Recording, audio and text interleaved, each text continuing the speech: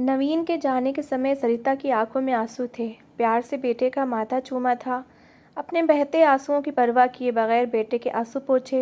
वो भी माँ के साथ लग कर बार बार कह रहा था, माँ कैसे रहूँगा आपके बगैर, मैं तो आप अब भी आपके हाथ से ही खाना खाता हूँ। माँ ने कहा कि 5 सालों की बात है नवीन, हौसला करो। सरिता पल्लू से अपने आंसू पोंछने लगी और कहने लगी, ऐसा मत कहो, ये तुम्हारे पिताजी का सपना था कि नवीन बड़ा होकर बड़ा अफसर बने और भगवान ने तुम्हें मौका दिया है। बेटा, अपने बाप का सपना पूरा करो। मैंने भी तुम्हारे लिए हमेशा से यही सपना देखा है। बार बार वो सरिता के गले लग कर ये कहता कि मेरा वहाँ दिल नहीं लगेगा। बाहर टैक्सी खड़ी थी और नवीन माँ के गले लग कर रो रहा था। माँ, मेरा दिल नहीं लगेगा। सरिता बार बार नवीन के आंसू पोंछ रही थी, उसे तसल्ली दे रही थी कि जब तुम आओगे तो बड़े अफसर बनकर आओगे और इस गांव में मेरी इज्जत हो जाएगी। उसने समझा बुझाकर नवीन को विदा कर दिया था। नवीन टैक्सी में बैठकर चला गया। एक गहरी सांस ली थी सरिता ने, ली थी बेटे के अच्छे भविष्य के लिए। ये बड़ी कड़ी परीक्षा थी। बेटपति के ध्यान के बाद नवीन को देखकर ही तो वो जीती थी। नवीन ने भी कभी माँ को मायूस नहीं होने किया था।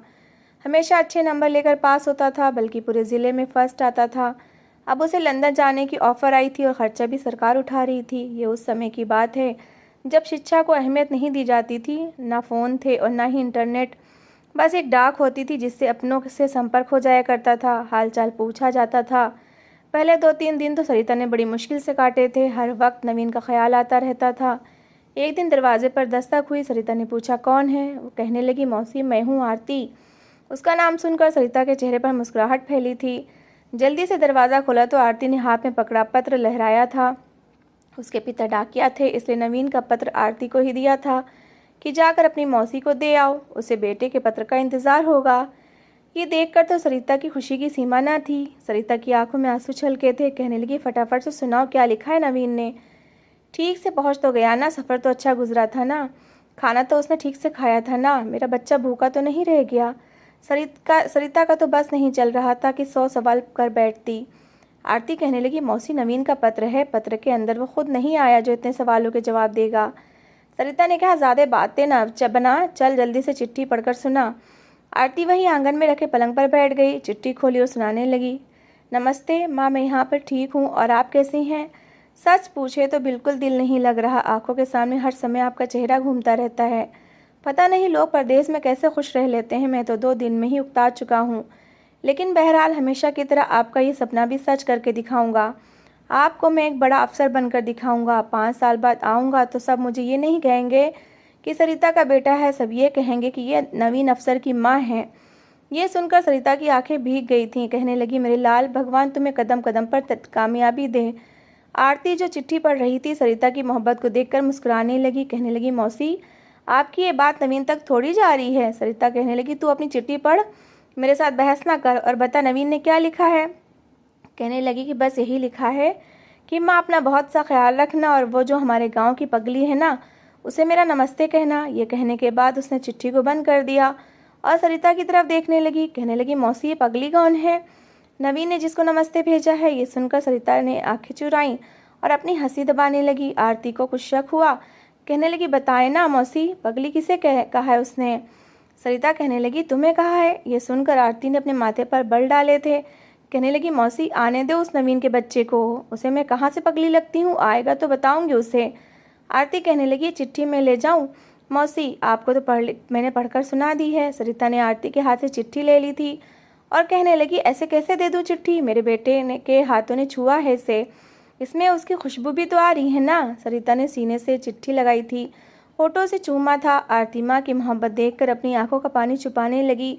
फिर कहने लगी, मौसी मैं तो बताना ही भूल गई, माँ ने कहा था कि रात का खाना मैं आपको दे जाऊंगी, और अब रात का खाना ना बनाया करें। अब आप अपने लिए क्या खाना बनाएंगी? आरती सरिता का ख्याल रखती थी। सरिता को तो अपने बेटे नवीन के लिए आरती पसंद थी। आरती 10वीं कक्षा तक पास थी और सुगड़ भी बहुत थी। सबसे बड़ी बात की लज्जा शर्म वाली थी। सरिता ने यही सोचा था कि जब 5 साल बाद उसका बेटा अफसर बन जाएगा तो आरती को अपनी बहू बनाएंगी। दबे शब्दों में वो आरती की माँ से भी कह चुकी थी और उन्होंने भी कोई आपत्ति नहीं जताई थी। फिर नवीन की जब भी चिट्ठी आती थी सबसे पहले आरती को ही उसकी चिट्ठी का इंतज़ार होता था। अपने पिता से पूछती थी, पिताजी नवीन की कोई चिट्ठी तो नहीं आई? उसके बाप ने कहा, तुम्हें इतनी चिंता क्यों है? आरती बात को टाल देती, नहीं तो पिताजी वो मौसी पूछ रही थी। लेकिन दिल ही दिल में नवीन को वो पसंद करती थी और चिट्ठी के आखिर में एक शब्द नवीन उसके लिए ज़रूर लिखता था कि माँ पगली को मेरा नमस्ते कहना। इस एक शब्द में आरती की आंखों में नवीन के लिए सपने सजने लगे थे। दिन भर तो सरिता आरती के आ जाने से खुश हो जाती थी। वो नाश्ता भी बना देती, दोपहर का खाना भी बना देती, घर की सफाई भी कर जाती और साथ साथ बातें भी करती रहती। लेकिन रात जब आगे बढ़ती तो बेटे की याद सताने लगती, बीता हुआ समय याद आने लगता। बड़ा कठिन समय काटा था सरिता ने पति के देहांत के बाद। बेटे की उम्र 4 साल थी, पति की अपनी ज़मीनें थीं जो उसने ठेके पर चढ़ा दी थीं। इससे ये होता था कि महीने का गुजर बसर होने लगा था। लेकिन अपने लिए सरिता ने परेशानी का चुनाव करके बेटे को अच्छे स्कूल में डलवाया था। सालों साल अपने कपड़े नहीं बनवाती कि कहीं खर्चा ज़्यादा ना हो जाए, मगर नवीन के लिए उसने कोई कमी नहीं छोड़ी थी और उसने भी अपनी माँ के सारे सपने पूरे करने की ठान ली थी। धीरे धीरे समय गुजरने लगा। पहले चिट्ठी हर हफ्ते आती थी, फिर महीने में 2 बार, फिर 2 महीने बाद आने लगी, फिर दिन बढ़ने लगे। इसके बाद नवीन की बातों में अब उदासी की झलक नजर आती थी। 3 साल बीते तो आरती का जिक्र भी खत्म होने लगा। छोटी सी चिट्ठी होती थी, माँ आप कैसी हैं, मेरे लिए प्रार्थना करें, बस कुछ लाइनें ही होती थीं, लेकिन वो भी सरिता के लिए कीमती एहसास की तरह होती थीं। उसने नवीन की अब तक की सारी चिट्ठियाँ संभाल के रखी थीं। फिर एक आखिरी चिट्ठी आई कि माँ मैंने पीएचडी कर ली है, मैं वापस आ रहा हूँ। इस चिट्ठी ने तो जैसे सरिता के अंदर जान ही भर दी थी। उसने नवीन की पसंद के सारे खाने आरती से बनवाए। सरिता आरती की माँ से कहने लगी, नवीन की नौकरी लगते ही मैं आरती का हाथ मांगूंगी। आरती शर्मा रही थी। आरती की माँ ने उसके लिए आने वाले रिश्ते को बस इसलिए मना किया था क्योंकि वो जानती थी कि सरिता का क्या इरादा है। बेचैनी से सरिता को नवीन का इंतजार था। जब दरवाजे पर दस्तक हुई, जब दरवाज़ा सरिता ने खोला तो सामने पैंट कोट पहने नौजवान को देखकर उसकी आंखें भीगी थीं। उसने सीने से बेटे को लगाया तो फूट फूट कर रोने लगी। 5 साल की जुदाई थी जो इतनी जल्दी ख़त्म नहीं हो सकती थी। नवीन ने भी माँ को सीने से लगा लिया था। आरती दूर खड़ी नवीन को देख रही थी।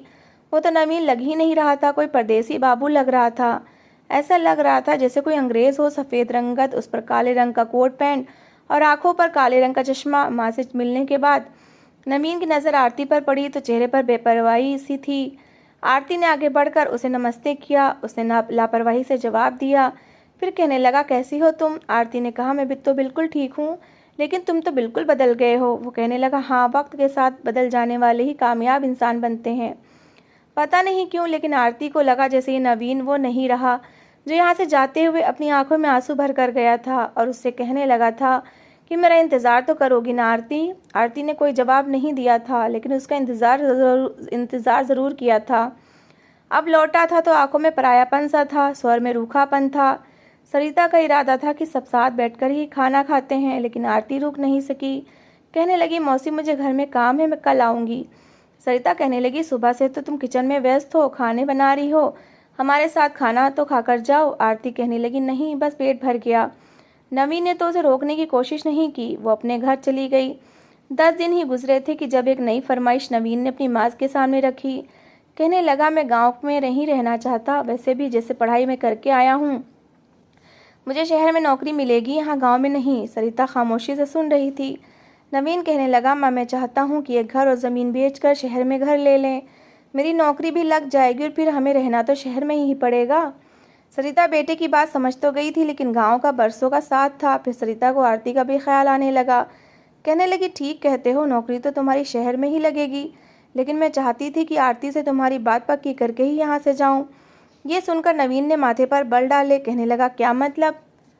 अब उससे कौन सी बात पक्की करनी है? सरिता कहने लगी, मुझे आरती बहुत पसंद है, मैंने तो हमेशा से उसे अपनी बहू की नज़र से ही देखा है। मैंने सोचा था कि जब तुम परदेश से आओगे तो तुम्हारी शादी आरती से कर दूंगी, और मैंने तो आरती की माँ से दबे शब्दों में कह भी दिया है कि आरती मेरे नवीन की अमानत है। ये बात सुननी थी कि नवीन गुस्से से कहने लगा, आप क्या समझती हैं मैं उस जाहिल गवार लड़की से शादी करूंगा जिसकी एजुकेशन बस 10 तक है? माँ, मैं जिन लोगों में उठने बैठने लगा हूँ और जिस तरह की नौकरी मेरी लगने वाली है वो मेरे साथ चल ही नहीं सकती। सरिता कहने लगी, क्या मतलब? तुम्हारी नौकरी अपनी जगह है, लेकिन आरती अपनी जगह, बहुत अच्छी लड़की है वो। इन 5 सालों में उसने मेरा बहुत ख्याल रखा है, मुझे किसी काम को हाथ नहीं लगाने दिया, घर के सारे काम करती थी। उसके घर वालों ने तुम्हारी आस में आरती का रिश्ता तक नहीं किया। नवीन कहने लगा, क्या मैंने आपसे कहा था कि मैं उससे शादी करूंगा? माँ, मुझे वो अच्छी लगती थी, लेकिन इतनी नहीं कि मैं उससे अपनी पत्नी बना लूँ। मैं उससे शादी नहीं कर सकता और अभी कुछ साल तो मुझे शादी करनी ही नहीं है। जब तक कि मैं इस्टेब्लिश नहीं हो जाता। बस आप इस किस्से को ख़त्म करें।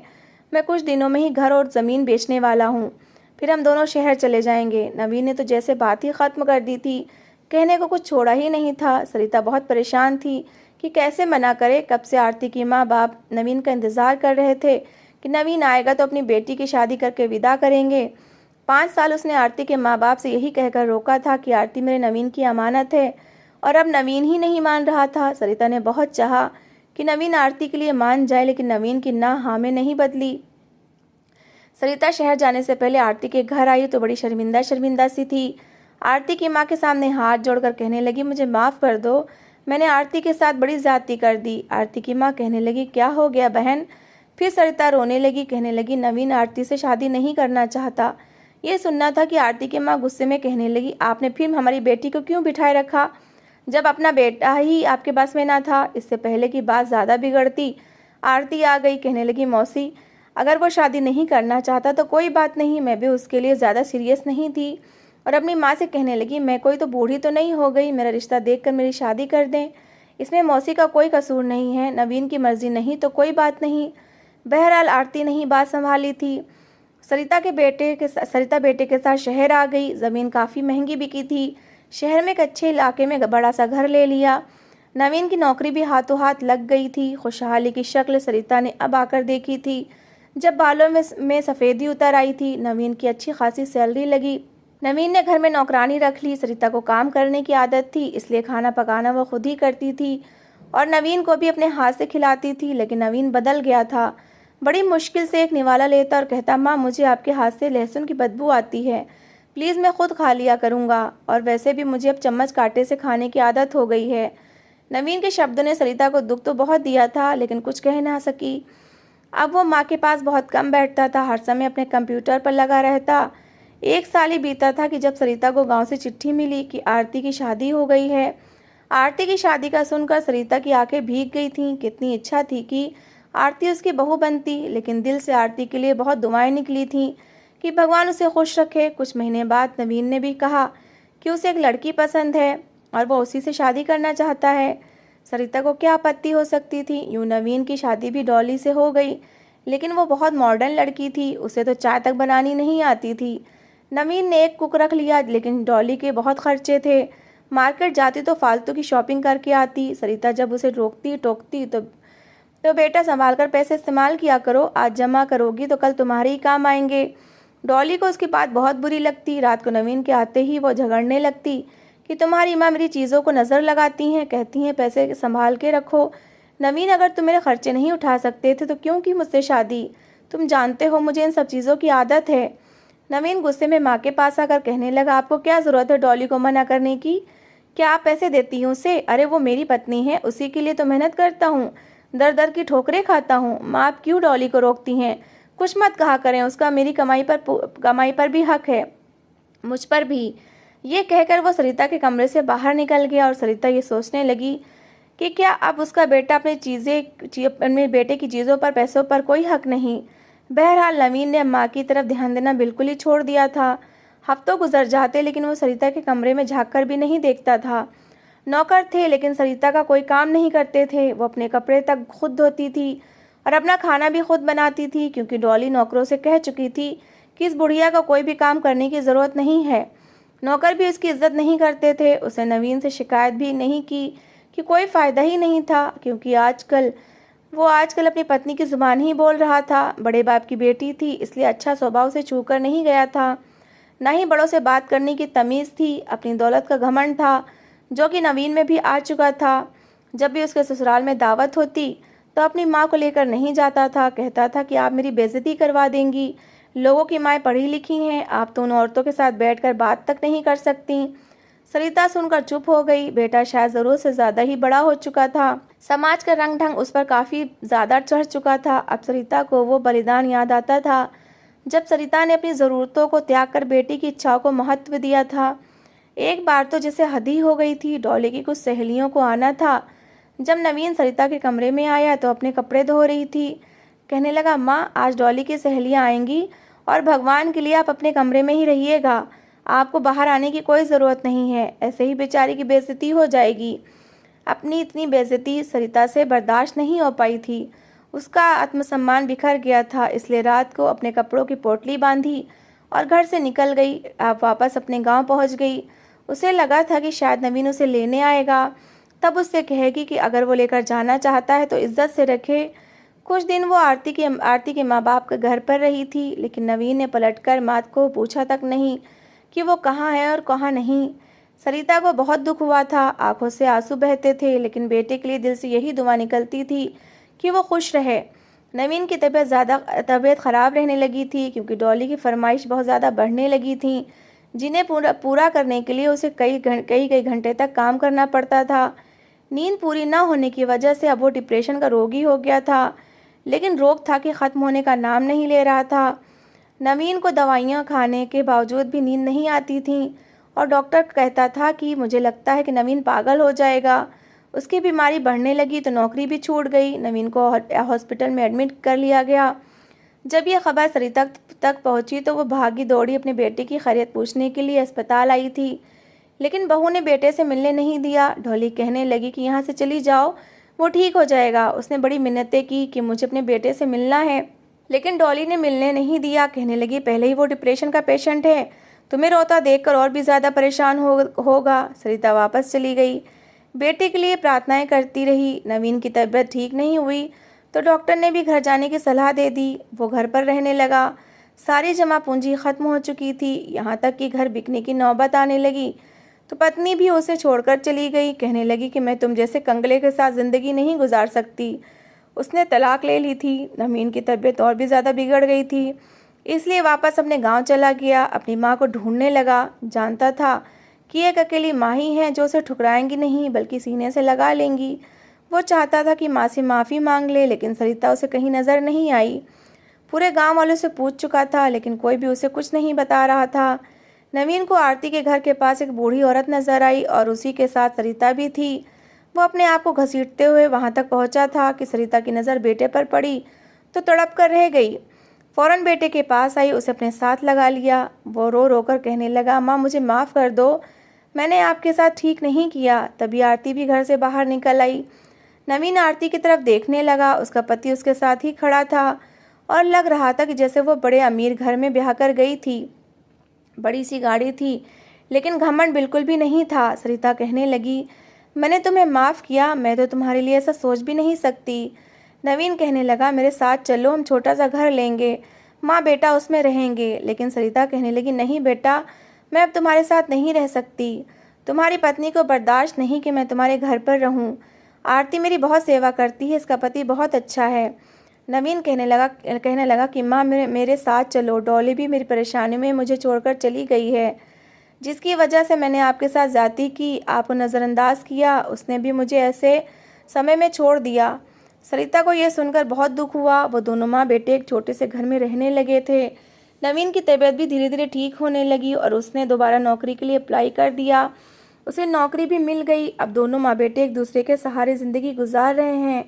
नवीन अब शादी नहीं करना चाहता क्योंकि उसका पिछला अनुभव बहुत ख़राब गुजरा, जबकि सरिता बेटे से कई बार कह चुकी है कि शादी कर लो, मगर वो हमेशा यही कहता, नहीं माँ, मैं अब दोबारा तुमसे दूर नहीं होना चाहता, मुझे अपने कर्मों का भुगतान चुकाने दो, मैं ऐसे ही ठीक हूँ, अब दोबारा शादी नहीं करना चाहता। सरिता कहने लगी, बेटा, ज़रूरी तो नहीं कि जो एक बार गलती हुई तुमसे हुई वही दोबारा तुम दोहराओ, और ज़रूरी नहीं कि आने वाली लड़की भी डॉली की तरह ही हो। पर नवीन के लिए अब दूसरी शादी करना इतना आसान नहीं था। तो दोस्तों, आप ही लोग बताएं, क्या नवीन को दोबारा शादी कर लेनी चाहिए? इसका जवाब आप कमेंट बॉक्स में ज़रूर दें। तो मिलते हैं ऐसी एक मोटिवेशनल कहानी के साथ। Thanks for watching.